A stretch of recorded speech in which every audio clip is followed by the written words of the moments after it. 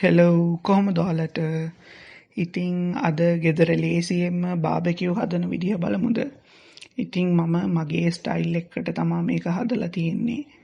ඉතින් ගෙදර ඔයාලටත් මේ වගේ හරිම ලේසියෙන්ම හදාගන්න පුළුවන්. ඒ වගේම මේ වීඩියෝ එක මාස ගානකට කලින් රෙකෝඩ් කරපු එකක් කියලාත් මතක තියාගන්න. හරි, දැන් අවශ්‍ය කරන ඉන්ග්‍රීඩියන්ට්ස් ටික ස්ක්‍රීන් එකේ වැටෙනවා. මේක පෝස් කරලා බලාගන්න. මම ඉස්සල්ලාම කරන්නේ සුදුලුණු ටිකක් පුළුවන් තරම් පොඩීම කෑලි වලට කපා ගන්න එක. මේක බාබකියු එකට එකතු කරගත්තොත් පොඩ්ඩක් රස වැඩි වෙනවා.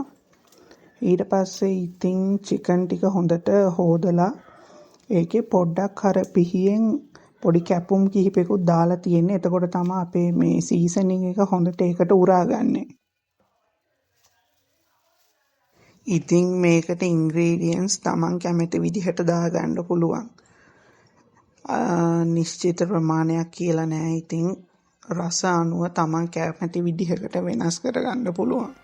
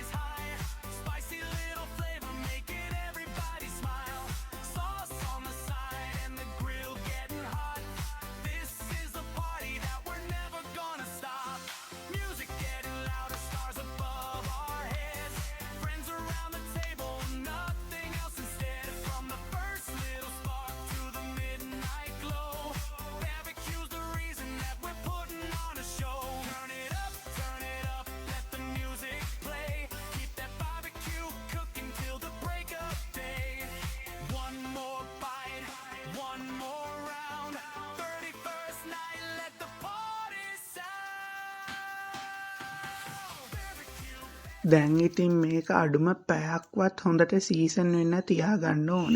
ඔන්න දැන් චිකන් එක හදාගත්තා. දැන් මම යන්නේ ග්‍රිල් එක හදන්න. ඉතින් මට අර බාබකියු ග්‍රිල් කියලා වෙනම එන්නේ එකක් නැහැ. මම ඉතින් අද ග්‍රිල් එක හදාගන්නේ බිම.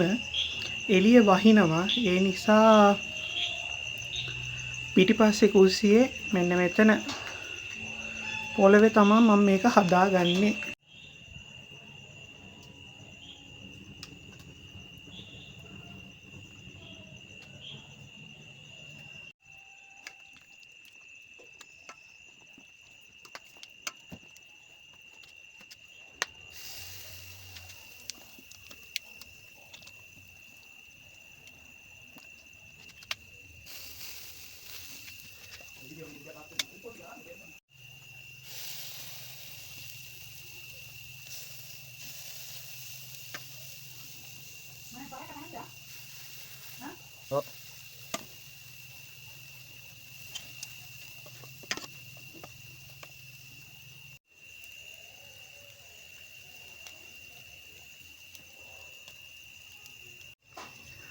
ඔන්න දැන් මම මේක අනිත් පැත්ත හරව ගන්න කලින් තෙල් චුට්ටක් ගා ගන්නවා. එතකොට මේක අර ක්‍රිස්පි ගතිය පොඩ්ඩක් වැඩි වෙනවා මේකේ.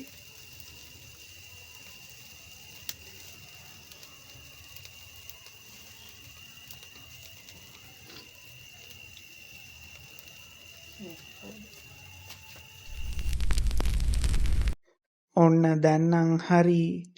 මේකේ පොඩ්ඩක් තව රස වැඩි කරගන්න මම උඩින් දෙහි යුෂ චුට්ටක් මිරික ගන්නවා. ඇත්තටම රසයි මේක මෙහෙම හදාගත්තම. ඔයාලත් අනිවාර්යෙන්ම හදලා බලන්න.